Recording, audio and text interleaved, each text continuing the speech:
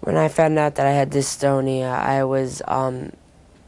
I was worried and confused because it was so new to not just me but to my family, and we didn't really know what it was.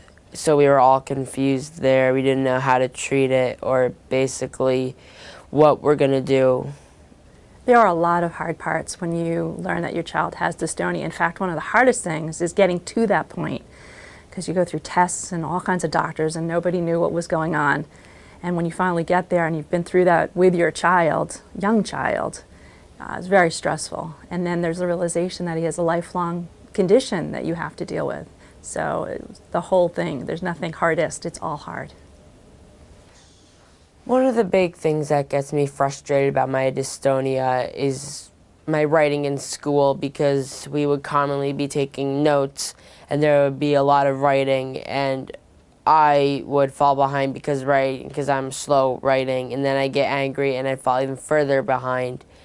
But what it's opened up to is that I'm also able to use a laptop that the school supplies me, so I'm able to keep up with the kids because I type faster than I write. I'm able to do stuff online, and it's just much easier with the laptop. Also, tennis can be a struggle, especially serves, because I would want to throw a good ball because I would want to get it in and be able to have a good match and hopefully win.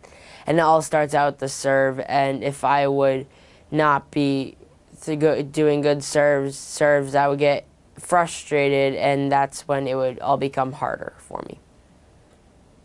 Dystonia really affects everyone in the family, not just Zach, of course. But as parents, myself and my husband Jeff, we have to be a really good tag team. We have to not only schedule lots of doctor's appointments through the year, we have to make sure we get his medications and get the insurance coverage. And often the medications are changing depending on what's happening with Zach. So it really requires a lot of focus and tag teaming as a couple, if you will. There's also the side that because it is a genetic, in Zach's case a genetic disease, you always wonder, did my husband give it to him? And there's a lot of guilt and blame that you have to kind of resolve to just get over and through for the sake of yourself, for your marriage, and for your child. Having a younger son, we were very vigilant watching Ben to see if he actually would also come up with a dystonia symptom and subsequently a diagnosis. It has not happened with Ben, and at this point, of course, we're still very vigilant. One of the things that's interesting, though, is between the two brothers, that Ben is always trying to help Zach and wants to make things easier for Zach. And it's hard sometimes for Zach to say, no, I don't want your help. And Ben sometimes feels very sad about that. But, you know, you want to help somebody without making them feel helpless. I really enjoy a lot of things. I enjoy playing video games, hanging out with friends, playing tennis, playing video games, spending time with my family, playing trombone and listening to music. If I were able to talk to kids who just found out they have dystonia, the main message I would want to get across to them is to focus on the things that you can do and don't focus on the things you can't do, and do the things you love to do.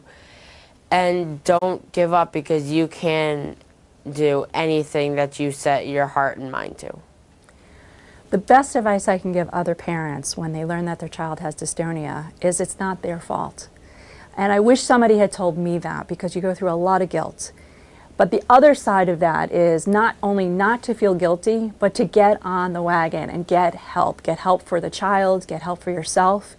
In terms of going to organizations like the DMRF, the Dystonia Medical Research Foundation, and other trusted organizations where you can get support from local support groups, you can get all kinds of information, they can even refer you to great doctors.